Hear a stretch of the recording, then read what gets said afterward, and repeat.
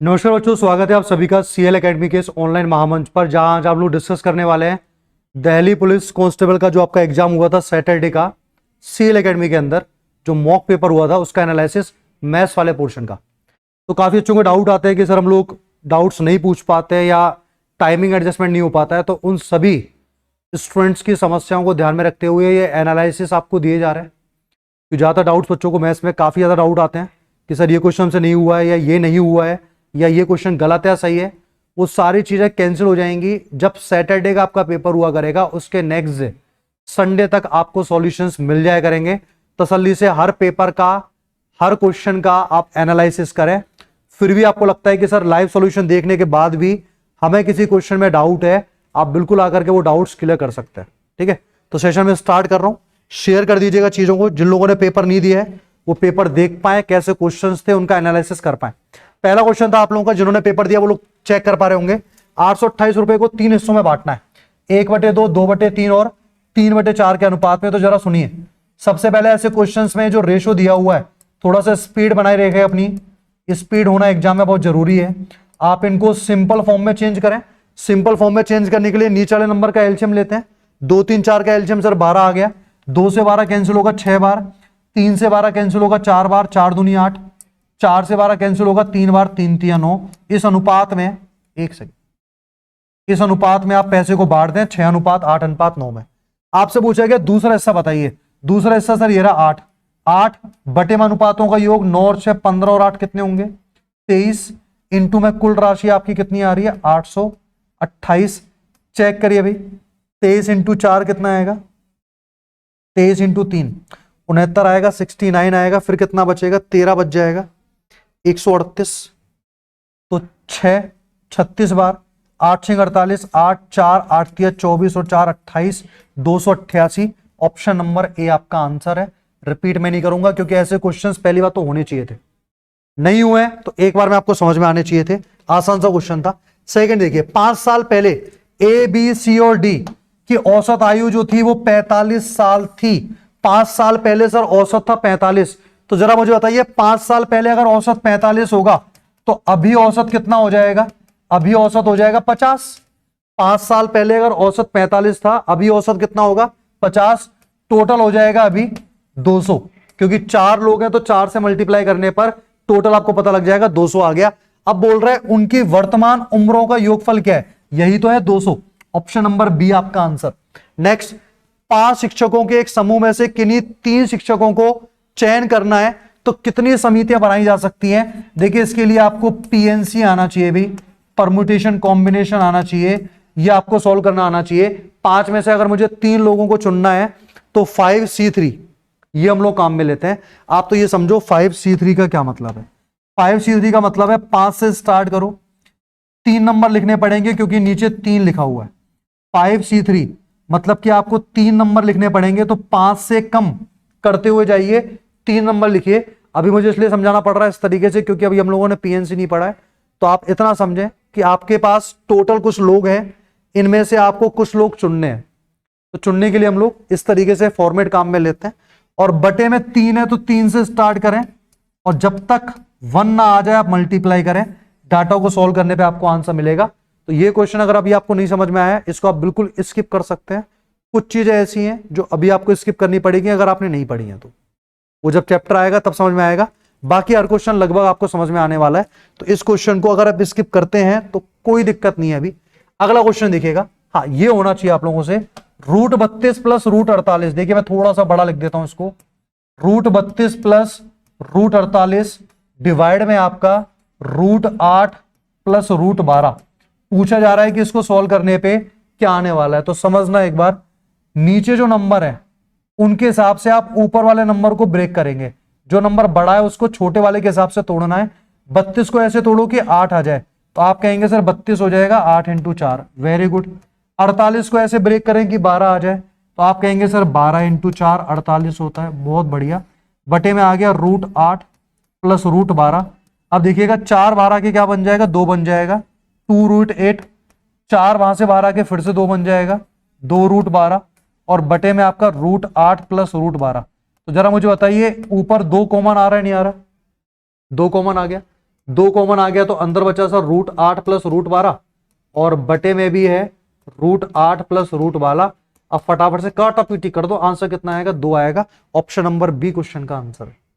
Next, जो चीज समझ में ना आए रिपीट कर लेना, सेशन आपके पास हमेशा रहेगा। आराम से तसल्ली से सेशन को देखें। 5वां क्वेश्चन देखिए एक बार। श्वेता एक दीवार को 30 घंटे में पेंट कर सकती है जबकि अंशुल उसे 40 घंटे में पेंट कर सकती है। दोनों एक साथ मिलकर 14,000 रुपए पाते हैं, तो अंशुल का हिस्सा बताइए। तो सबसे पहली बात देखिए, श्वेता और अंशुल, श्वेता कितने घंटे में पेंट कर सकती है? 30 घंटे में। अंशुल कर सकती है 40 घंटे में। तो ये जो रेशो आ रहा है किसका आ रहा है? टाइम का रेशो आ रहा है। कैंसिल हो जाएगा 3:4। ये इनके द्वारा लिए गए टाइम का रेशो है। अच्छा, आप क्या चाहते हैं? आप किससे काम करवाना पसंद करेंगे? एक साथ कार्य करती हैं। हाँ, तो अगर आप, जो बंदा कम समय ले रहा है, हम काम उससे करवाना पसंद करेंगे, यानी उसकी क्षमता ज्यादा है।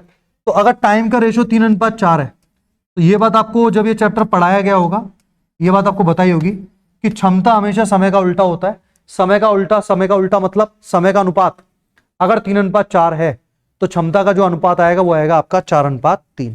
ये एफिशिएंसी का रेशो आ जाएगा 4:3। ठीक है, तो जिसकी एफिशिएंसी ज्यादा है उसको ज्यादा पैसा मिलेगा, जिसकी एफिशिएंसी कम है उसको कम पैसा मिलेगा। इस बेचारे ने क्या पूछा है? इसने पूछा है अंशुल का हिस्सा बताइए। अंशुल कौन? ये रहा अंशुल। 3 अनुपातों का योग 7, कुल राशि आपकी 14,000। 7 से कितनी बार? 2,000। 2,000 इंटू 3 कितना आएगा आपका? 6,000 रुपए। तो अंशुल को कितने पैसे मिलेंगे? अंशुल को सर पैसे मिलेंगे 6,000। श्वेता कितने पैसे ले जाएगी? श्वेता पैसे ले जाएगी 8,000। तो श्वेता का अगर पूछा होगा तो 8,000 आएगा। अंशुल का आपसे पूछा तो आंसर कितना आ रहा है आपका? 6,000 आ रहा है। बात समझ में आई क्या? श्वेता का समय 30 घंटे, अंशुल का समय 40 घंटे। समय का अनुपात 3:4, क्षमता का अनुपात 4:3। पैसा बढ़ता है क्षमता के अनुपात में अगर दोनों ने लास्ट तक साथ काम किया। 1,000 रुपए की धनराशि पर 10% की दर से 2 साल का चक्रवृद्धि ब्याज। आहा, अगर ये क्वेश्चन भी नहीं हुआ है फिर कुछ नहीं हो सकता जिंदगी में, क्योंकि सीआई के लिए सबसे आसान क्वेश्चन है। 2 साल का आपको सीआई निकालना है, तो आपको सिखाया था 1,000 रुपए आपको दिया हुआ है। 2 साल का अगर आपको सीआई निकालना है, रेट आपको दे रखी है 10%, तो सर 1,000 का 10% कितना आएगा? 100। 1,000 का 10% 100 आ जाएगा। ब्याज के ऊपर ब्याज लगता है 10 का 10%, सॉरी 100 का 10%, 10 आएगा। आपसे पूछा ब्याज कितना मिला, तो भाई ये जो सब कुछ है ये सब ब्याज ही तो है। 100 और 100 और 200, 200 और 10 कितना आएगा? 210 रुपए। ए ऑप्शन आ गया। 2 साल का सीआई निकालने का तरीका है। 2 हिस्से किए 10-10%, 100 आ गया, ये भी 100 आ गया। ब्याज के ऊपर ब्याज लगता है, 100 का 10% 10 जोड़ देंगे तो 210। अगला क्वेश्चन, एक वृत्त की परिधि, परिधि होती है वृत्त की 2πr। 2πr आपको दिया हुआ 88। तो यहां से मैं r निकाल सकता हूं क्या? बिल्कुल निकाल सकते हैं। कौन रोक पाएगा आपको रेडियस निकालते समय? ये आ जाएगा सर 22 दूनी 44 दूनी 88। r का मान आ गया 7 दूनी 14 सेंटीमीटर। ये रेडियस आ चुकी है। बोल रहा है एरिया बताइए। कोई बात नहीं, एरिया होता है सर πr²। पाई का मान 22/7, रेडियस 14 है, 14 इंटू 14 आ जाएगा। 7 दूनी 14 कैंसिल हो गया, 14 दूनी 28, 28 गुणा 22 कर लेना भाई। 28 दूनी 56, 6 हासिल 5, 56 और 5 61 होते हैं। 616 कहां पर है? ये रहा। ऑप्शन नंबर सी आपका आंसर आ गया। कितने आसान से क्वेश्चन थे, और ये पूछे भी गए भाई एग्जाम में, पूछे हुए क्वेश्चन ही हैं। πr² निकालना था, 2πr आपको दिया हुआ है। नेक्स्ट क्वेश्चन देखें आप लोग, क्वेश्चन नंबर 8। एक यात्रा के दौरान एक व्यक्ति शुरुआत के जो 160 किलोमीटर है उसको 64 की चाल से तय करता है। ये स्पीड का फॉर्मूला है। स्पीड की यूनिट है किलोमीटर प्रति घंटे, मतलब चाल है। और अगले 160 किलोमीटर 80 की स्पीड से तय करता है। पूरी यात्रा उसने तय की 320 किलोमीटर के। बिल्कुल 160 160 320 हो गया। औसत चाल बताइए, औसत चाल क्या है? औसत चाल का बेसिक फॉर्मूला क्या होता है? औसत चाल, चाल बराबर होता है सर कुल दूरी बटे कुल समय। औसत चाल हो जाएगी कुल दूरी बटे कुल समय। कुल दूरी कितनी है? कुल दूरी सर 320 है। समय कैसे निकालोगे? समय बराबर होता है दूरी बटे चाल। शुरुआत में जो दूरी थी वो 160 थी, किस चाल से? 64 की चाल से। बाद में जो दूरी हुई वो भी 160 थी, किस चाल से? 80 की चाल से। बताओ कोई दिक्कत? कोई दिक्कत नहीं। 160 बटे 64 को सॉल्व करिए जरा। बिल्कुल कर लेंगे। कितना आएगा देखिए, 16 से काटा 10 बार, 16 चौक 64, 2 पंजे 10, 2 दूनी 4, 5/2 आ गया, मतलब कि 2.5 है, और ये तो पूरा पूरा कैंसिल हो ही गया। तो 320 तो सर कुल दूरी है। समय लग गया आपका 2.5 घंटे प्लस 2 घंटे, 4.5 घंटे। पॉइंट हटाएं, ऊपर 0 आ गया। अब तो भैया 5 से काटेंगे, 9 बार, 5 छिक्के 30, 2 640, 640/9, 9 7 63, 1 बचेगा, 9 एकम 9, 71 सही, 1/9। औसत चाल का मतलब होता है कुल दूरी बटे कुल समय। कुल दूरी आपको दी जा रही है, समय निकालना है, तो समय बराबर दूरी बटे चाल। 160 किलोमीटर की दूरी को 64 की स्पीड से, 160 किलोमीटर की दूरी को 80 की स्पीड से, आ गया आंसर। नेक्स्ट क्वेश्चन देखें, नवा क्वेश्चन, कितने प्यारे प्यारे सिंपल सिंपल से क्वेश्चन है। ए कार्य को 3 घंटे में कर सकता है, बी और सी मिलकर। अब देखो, ए काम कर सकता है सर 3 घंटे में, कोई बात नहीं। बी और सी मिलकर कितना समय ले रहे हैं? 4 घंटे ले रहे हैं। ए और सी मिलकर कितना समय ले रहे हैं? 2 घंटे ले रहे हैं। बी को अकेले इस काम को करने में कितना समय लगेगा? इन सबका एलसीएम ले लो। सबका एलसीएम कितना आ गया? 12 आ गया। 12 आने के बाद ए की क्षमता कितनी आएगी? ए की क्षमता आएगी सर 4। एलसीएम लेने के बाद जब भाग लगाते हैं तो क्षमताएं निकल के आती हैं। ए की क्षमता 4, 4 का भाग 12 में 3 बार। 3 किसकी क्षमता है? बी और सी की। 2 का भाग 12 में कितनी बार? 6 बार। 6 किसकी क्षमता है? ए और सी की। तो अब समझना, ए की क्षमता भाई 4 है, ए की क्षमता 4 है, तो सी की क्षमता कितनी हो जाएगी? 2, क्योंकि दोनों की मिला के कितनी है? 6। सी की क्षमता अगर 2 है तो बी की क्षमता हो जाएगी 1, क्योंकि दोनों की मिला के कितनी है? 3 है। आपसे पूछा कि बी को कितना समय लगेगा। जब भी समय निकालना हो तो ये होता है कार्य यानी कि 12 बटे में क्षमता यानी कि 1, 12/1, 12 घंटे। Option number B. तो एलसीएम लेके आपको क्षमता निकालनी थी, क्षमता निकालने के बाद डिवाइड करना था, तो ये क्वेश्चन नंबर 9 का आंसर है। क्वेश्चन नंबर 10 देखें।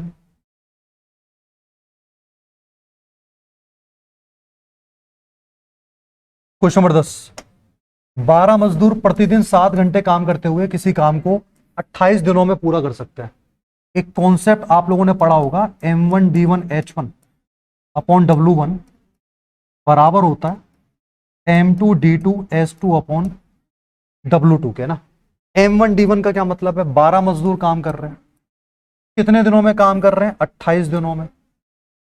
प्रतिदिन कितने घंटे काम किया? 7 घंटे काम किया। काम पूरा हो गया तो W की वैल्यू 1 आ गई। सामने M2D2S2, अब कितने मजदूर हैं? 14 मजदूर हैं। कितने घंटे काम कर रहे हैं? 4 घंटे।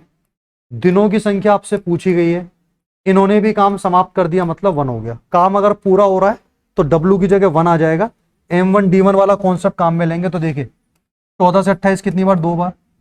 4 से 12 आपका 3 बार। 3 दूनी 6, 7 छिंग 42। ऑप्शन नंबर ए क्वेश्चन का आंसर आएगा। 42 दिन का समय लगने वाला है। ऑप्शन नंबर ए 42 डेज, 42 दिन।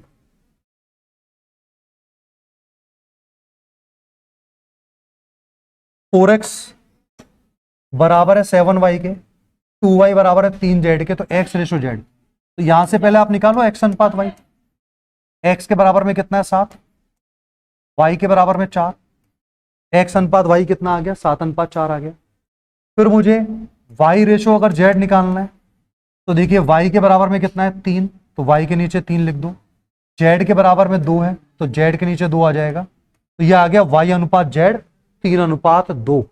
y अनुपात z अगर 3/2 आ गया तो कैसे निकालते हैं पूरा रेशो? जहां आगे वाला नंबर लिखना है आगे वाले नंबर के हिसाब से, पहले वाला नंबर लिखना है पहले वाले नंबर के हिसाब से, गुणा कर दो जरा।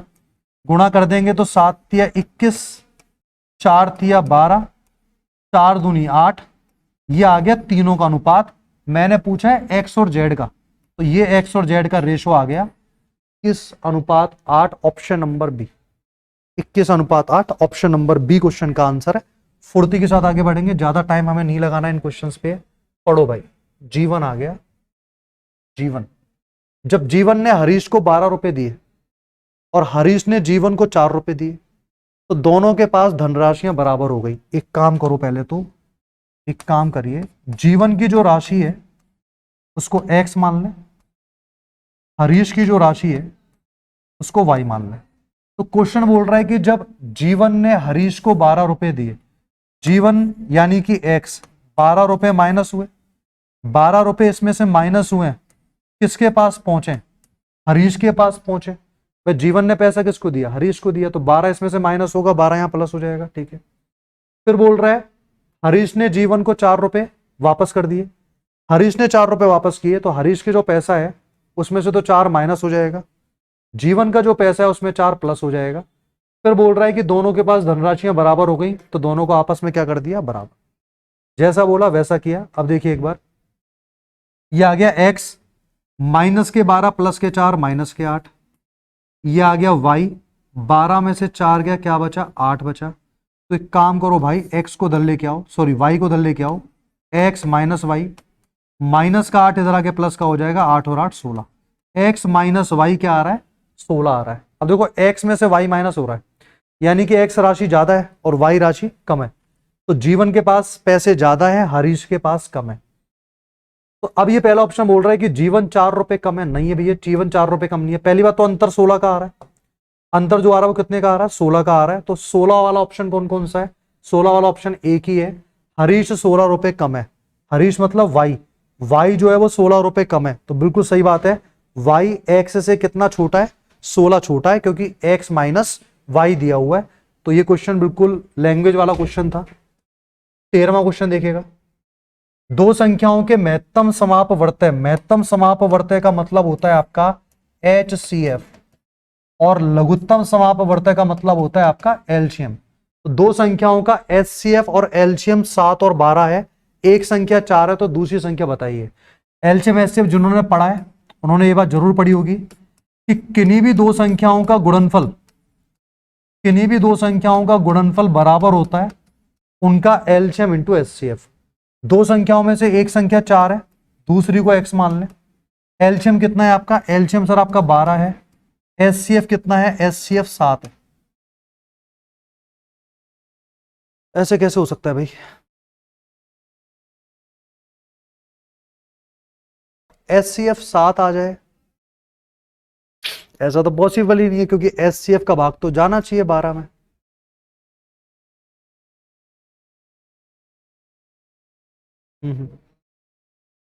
देखो ये क्वेश्चन चाहे मैथमेटिकली सॉल्व हो रहा हो, पर टेक्निकली ये क्वेश्चन गलत है। 4 से 12 कितनी बार, 3 बार, x का मान आ गया 21, यानी कि बता रहा है कि संख्या जो है वो 4 और 21 है। 4 और 21 का HCF कभी भी 7 नहीं हो सकता है। HCF का मतलब है जो कॉमन आए। अब 21 में तो 7 कॉमन आ रहा है, पर 4 के अंदर 7 कॉमन नहीं आ रहा है, तो भैया रॉन्ग क्वेश्चन। हाँ, अगर आप इस तरीके से नियम के तहत लगाने गए तो डाटा आपको मिल जाएगा कुछ ना कुछ, पर ये क्वेश्चन जो है वो रॉन्ग क्वेश्चन है। अगर ये एग्जाम में आया हुआ क्वेश्चन था तो जरूर आपको बोनस दिया गया होगा एसएससी के द्वारा, क्योंकि दिल्ली पुलिस का एग्जाम एसएससी ही कंडक्ट कराती है। 14वां क्वेश्चन देखिए, 8 का वह न्यूनतम विभाज्य, मतलब 8 का सबसे छोटा मल्टीपल कौन सा है जिसमें 4 बचेगा। अगर आप 9, 15, 18 से डिवाइड करें तो रिमाइंडर क्या बचेगा आपका, 4 बचेगा। 9, 15, 18 से डिवाइड करें तो रिमाइंडर क्या बचेगा, 4 बचेगा। ऐसा आपको मल्टीपल निकालना है 8 का, 8 का मल्टीपल होना चाहिए। तो 8 का भाग तो तभी जाएगा जब लास्ट में 3 अंकों में 8 का भाग जाए। तो आप देखेंगे कि 180 में तो 8 का भाग नहीं जा रहा, 180 आपका आंसर नहीं है। 98 में भी 8 का भाग नहीं जाता, 94 में भी 8 का भाग नहीं जाता। तो सर 8 का मल्टीपल तो एक ही बचा, 184। 8 का मल्टीपल एक ही बचा हुआ है, 184, तो आपका यही आंसर है 184। हाँ, 8 के मल्टीपल एक से ज्यादा होते तो फिर मैं 9 का, 15 का, 18 का भाग लगा के देखता कि शेषफल 4 आ रहा है नहीं आ रहा है ना, पर अभी तो 8 का सर एक ही मल्टीपल दिया है, 184, यही क्वेश्चन का आंसर होगा। नेक्स्ट 15वां क्वेश्चन, ये परसेंटेज चैप्टर के अंदर जब मैंने आपको वेन डायग्राम वाले क्वेश्चंस कराए थे तभी आपको मैंने पढ़ाया था। आपसे बोल रहा है कि 420 लोगों के एक समूह में कुछ लोग अंग्रेजी, कुछ लोग कन्नड़, तो सर्किल बना लेते हैं हम लोग, अंग्रेजी और कन्नड़ के लिए, इंग्लिश और कन्नड़ के लिए भाषाएं बोलते हैं। 160 लोग केवल इंग्लिश बोलते हैं, तो 160 लोग जो हैं वो केवल क्या बोलेंगे, इंग्लिश, इन्हें कन्नड़ नहीं आती है, ये केवल इंग्लिश में बात करेंगे। और 130 लोग सर ऐसे हैं जो इंग्लिश और कन्नड़ दोनों बोलते हैं, मतलब दोनों में कॉमन आएगा। तो बताइए कितने लोग केवल कन्नड़ बोल सकते हैं। केवल कन्नड़ वालों को मैंने क्या मान लिया, एक्स मान लिया। इन सभी को जोड़ूंगा तो टोटल व्यक्तियों की संख्या 420 आनी चाहिए। 160 और 130 कितने हो गए? 290। हमें तो सर 420 चाहिए, तो 290 अगर आ चुका है और बाकी बचा x और सामने आना चाहिए 420, तो x का मान तो सर 130 आएगा। 290 में जब तक 130 नहीं जोड़ेंगे तब तक आपका आंसर 420 नहीं आने वाला है। 160 केवल इंग्लिश बोलते हैं, 130 दोनों बोलते हैं, केवल कन्नड़ बोलने वालों को आपने x मान लिया। आंसर आपके सामने है। नेक्स्ट क्वेश्चन देखिएगा, क्वेश्चन नंबर 16। रीना ने साधारण ब्याज की दर पर जितने ही वर्षों के लिए 1800 रुपए का ऋण लिया, मतलब कि साधारण ब्याज की जो दर है ना उतने ही वर्ष हैं, रेट बराबर किसके है? टाइम के। जितनी दर है उतने ही समय के लिए 1800 रुपए का पैसा उधार लिया है। यदि ब्याज में ब्याज के रूप में 1152 रुपए मिले तो बताइए ब्याज की दर क्या है? अब सुनिए, एक फॉर्मूला होता है एसआई का, एसआई इक्वल टू पीआरटी बटे 100। ब्याज कितना है सर? ब्याज तो 1152 है। प्रिंसिपल कितना है? प्रिंसिपल 1800 है। रेट हमको पता करना है। टाइम की जगह पर भी हम लोग रेट लिख सकते हैं, क्योंकि उसने क्या बोला? साधारण ब्याज पर जितने ही वर्षों के लिए, मतलब कि उतने ही वर्षों के लिए, लैंग्वेज को ऐसे समझो आप, जितनी रेट है उतने ही वर्षों के लिए पैसा उधार दिया गया है। तो आर और टी दोनों बराबर है, कैंसिल हो गए। 18 का भाग लगाइए फटाफट से एक बार, 6 बार, 18 छिक्के 108 और 18 चौक 72। आर इंटू आर आपका आर स्क्वायर। आर स्क्वायर का मान 64 है, तो आर का मान कितना आएगा? 8 आएगा, क्योंकि 8 का स्क्वायर क्या होता है? 64 होता है। 8 का स्क्वायर ही 64 होता है। बहुत अच्छी बात। आगे देखें आप लोग, 17 एक शंकु, शंकु होता है कौन? शंकु की आकृति इस तरीके से होती है। मेंसुरेशन का फॉर्मूला बेस्ड क्वेश्चन है। ये शंकु होता है जिसमें जिसका बेस होता है वो सर्किल होता है। बर्थडे की टोपी बहुत पहनी होगी, बहुत पहनाई भी होगी आप लोगों ने किसी को, सामने वाले को। तो ये जो कैप होती है, जो टोपी होती है, वो शंकुनुमा टोपी होती है, जिसमें सीधी हाइट होती है, तिर्रक ऊंचाई। जो टेढ़ी वाली हाइट है उसको हम लोग स्लैंट हाइट या लेटरल हाइट के नाम से हिंदी में तिर्रक ऊंचाई बोलते हैं, और ये रेडियस है ना। अब आपसे कह रहा है कि इसका व्यास 14 सेंटीमीटर है। व्यास होता है डायमीटर। अगर व्यास 14 है तो रेडियस कितनी हो गई? 7 सेंटीमीटर। और इसका वक्र पृष्ठीय क्षेत्रफल निकालना है। तिर्रक ऊंचाई कितनी है? 10 है, ये आपकी 10 सेंटीमीटर है। बस, तो फिर वक्र पृष्ठीय क्षेत्रफल यानी कि कर्व्ड सरफेस एरिया, ये होता है सर पाई आर एल। पाई का मान 22/7, रेडियस 7, एल 10, कैंसिल। 22 इंटू 10 कितना आ गया? 220 वर्ग centimetre. Purely formula based question. Pi r l होता है वर्ग वक्र पृष्ठीय क्षेत्रफल। तो पाई आर एल पता है तो आंसर भी पता है, पाई आर एल नहीं पता तो आंसर भी नहीं पता। क्वेश्चन नंबर 18, एक संख्या का 30% क्या होगा यदि 90% का मान 54 है? ओहो, देखो 90% का मान आपको 54 दिया हुआ है। मैं पूछना चाह रहा हूं 30% क्या होगा? 30% कब आएगा? जब आप इसका 1/3 कर दोगे। तो 54 का भी भाई 1/3 कर दीजिए। 54 का 1/3 करेंगे 18, 18 दूनी 36, 18 तिया 54। तो जब 90% 54 आ रहा है तो 30% तो बहुत कम आएगा ना। 30% 1/3 होता है, तो 54 का 1/3 कितना आ गया? 18 आ गया। 19 क्वेश्चन देखें। एक चतुर्भुज के कोणों का अनुपात है ये। सबसे बड़ा कोण बताइए। आपको यह पता होना चाहिए किसी भी चतुर्भुज में चारों कोणों का जो योग होता है वो होता है 360 डिग्री। चारों कोणों का योग 360 डिग्री होता है। आपके हिसाब से चारों कोणों का योग कितना आएगा? 6 और 4 10 और 5 15 और 3 18। क्वेश्चन के हिसाब से 360 आएगा। 18 का मान 360, 1 का मान 20।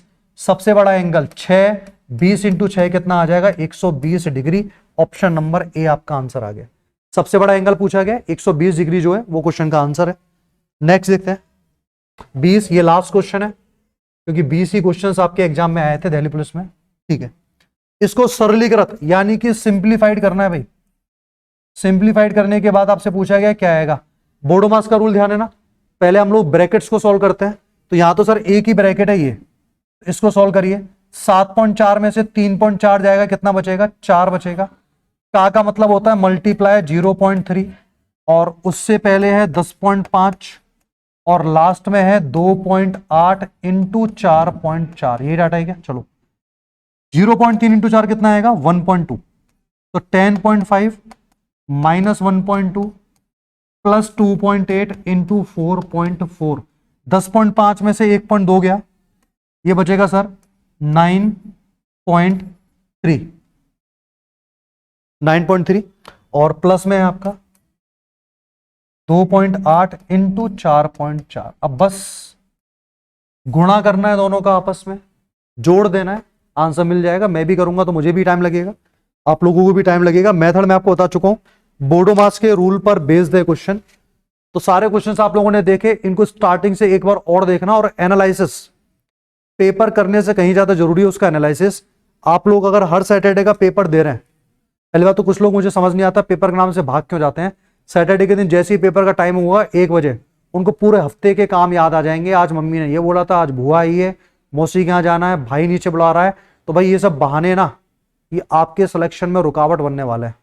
आपको क्या फर्क पड़ता है कि आपका स्कोर क्या आ रहा है, और एटलीस्ट आप टेस्ट दें।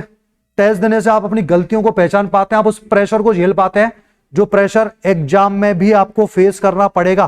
तो उस चीज को पहले फेस करके रखो ना, जिससे कि एग्जाम में कम से कम प्रेशर की वजह से क्वेश्चन गलत ना हो। तो वो चीजें तभी हो पाएंगी जब आप हर सैटरडे के पेपर को बिल्कुल तरीके से देंगे, चाहे आपके 0 नंबर क्यों ना आए, चाहे नेगेटिव में क्यों नहीं आ रहा। एनालिसिस देखना है उस पेपर का।